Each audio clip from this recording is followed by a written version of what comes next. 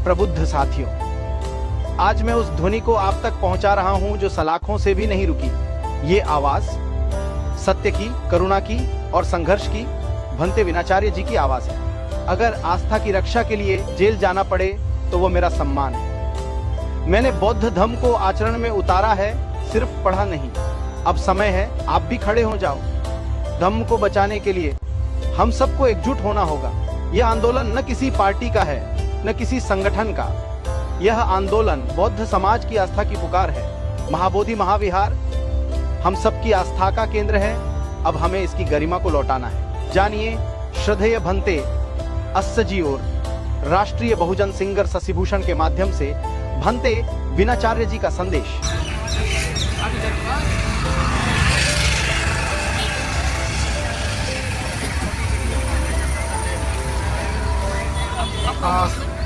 भंते जी से आज आप लोगों ने मिला तो क्या अनुभव हुआ, आप बताएं कुछ।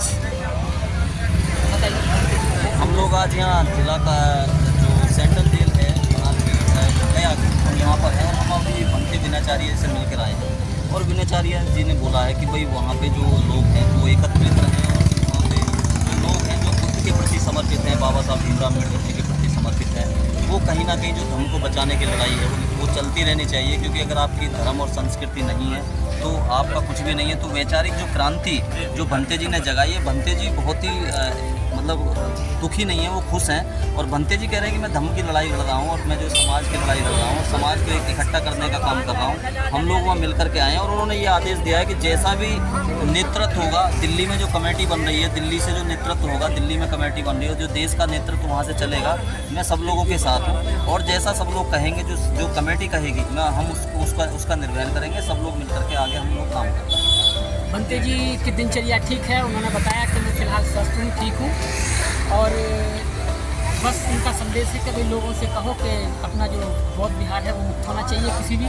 मुझसे उन्होंने कहा कि ये तो कम वो है, मैं इसे बहुत छोटी चीज़ समझता हूँ। इससे ज़्यादा अगर सर कटाने की भी नौबत आएगी, फांसी की भी नौबत आएगी, तब भी हम उसके लिए तैयार हैं। लेकिन आंदोलन किसी भी हालात में रुकना नहीं चाहिए और बिहार में होना चाहिए। भंते जी का संदेश उन्होंने जेल से दिया और कहा कि सभी को एकजुट रहना है। और जो बड़ा आंदोलन 5 जून को हो रहा है दिल्ली में, उसमें ज़्यादा से ज़्यादा सहयोग हो, कमेटी बने जो पूरे देश को एक संदेश मिले, और उसी कमेटी से पूरे देश में निर्णायक हमारे सभी जो फैसले हैं वो एक कमेटी करे। बौद्धों की चीज़ बौद्धों का ही निर्णय होना चाहिए, बौद्धों का ही हक होना चाहिए। और भंते जी ने कहा है कि ज़्यादा दिन तो मैं रहूँगा नहीं, भाई आज नहीं तो कल नहीं तो परसों, 2-4 दिन, 10 दिन में कुछ ना कुछ तो होगा। जमानत होगी उनकी, वो बाहर आएंगे और कि दुगनी ताकत से फिर इस आंदोलन को और मजबूत किया जाएगा। भंते करुणाशील राहुल जी को उन्होंने बदनामी भेजा और कहा कि भंते जी चिंता ना करें, अपने आप को अकेला महसूस ना करें, कि जैसे ही मैं बाहर आता हूँ फिर पूरे देश में बुद्ध विहार मुक्ति आंदोलन को फिर इसको तेज करेंगे। ये संदेश भंते जी ने भेजा जेल से। सभी का साधुवाद, मंगल कामनाएं। अभी जो भंते विनाचार्य से मिलकर एडवोकेट प्रदीप अशोक और मिशनरी गायक जो पूरे देश में जाने जाते हैं, जो धम्म भूमि के लिए और मिशन के जो गाने गाते हैं, एक सांस्कृतिक तौर पर धम्म का प्रचार प्रसार करते हैं, वो आज मिलकर आए हैं इनके साथ। जो आज कैमरामैन की भूमिका में है पिंटू बौद्ध और पंकज पासवान के मिलकर आए। देखिए, किसी भी बड़े मुकाम पर अगर पहुंचना है, किसी भी बड़े लक्ष्य को अगर प्राप्त करना है, तो उसका रास्ता है जेल से होकर जाता है। और ये रास्ता हम तय कर रहे हैं। भंते विनाचार्य जो आज जेल में है, तो इसका मतलब है कि हम सही दिशा में हैं। और श्रद्धेय भंते करुणाशील राहुल पर भी झूठी FIR दर्ज की गई है। ये हमें समझना होगा कि लगातार एक के बाद एक FIR दर्ज हो रही है, वो कौन कर रहा है, किसका ये षड्यंत्र है, किसकी साजिश है। क्योंकि जो धरना को संचालित कर रहे हैं उनकी तरफ से और पुलिस प्रशासन की तरफ से, दोनों की तरफ से ये लगातार मुकदमे दर्ज किए गए हैं, और जिसकी वजह से आज भंते विनाचार्य जेल में है। तो ये पूरे देश के बौद्धों को, पूरी दुनिया के बौद्धों को ये समझना होगा।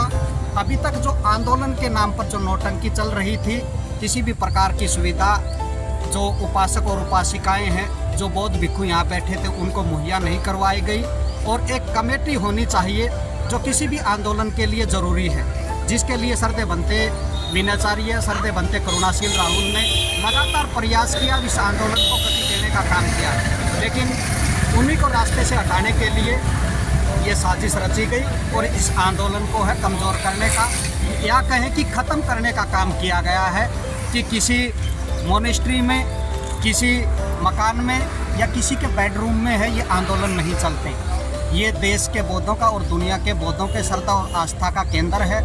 ये जो हम किसान आंदोलन जो हमने पीछे देखा, कितना बड़ा आंदोलन था और कितनी बड़ी कमेटियाँ थी उसके अंदर, ये उससे भी बड़ा आंदोलन है। और इस आंदोलन में कोई कमेटी नहीं है, कोई योजना नहीं है, कोई प्लानिंग नहीं है, केवल एक व्यक्ति पूरे देश को भ्रमित करके इस आंदोलन को कमज़ोर करने का लगातार काम किया और उसी का नतीजा है कि 10 तारीख को ही ये आंदोलन है उसने स्थगित कर दिया गया। इस आंदोलन को बेच दिया गया। पूरा पंडाल जिससे एक आस्था पूरे देश और दुनिया के बौद्धों को बंधी हुई थी कि ये महाबोधि महाविहार मुक्त होगा, उसको उखाड़ लिया गया और पूरे आंदोलन को ख़त्म कर दिया गया। एक आदमी की बात आपने किया, डायरेक्ट बता सकते हैं क्या बनते हैं? हाँ, वो लामा एंड कंपनी है, इसको बताने में कोई गुरेज नहीं है। तो इसलिए अब इस आंदोलन को पूरे देश में एक केंद्रीय कमेटी बनेगी जो 5 तारीख को प्रोटेस्ट के बाद 6 और 7 को होगा।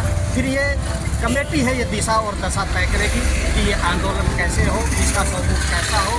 इसमें हम तन मन धन से सरदे भिक्षु डॉक्टर करुणाशील राहुल के सानिध्य में बनते विनाचार्य के साथ मिलकर धम्मभूमि की टीम जो लगातार अब तक इस आंदोलन को गति देने का काम कर रही थी, मजबूत करने का काम कर। आज ही संघो ऐप डाउनलोड करें और बौद्ध धम्म और बौद्ध संघ के साथ जुड़े रहें।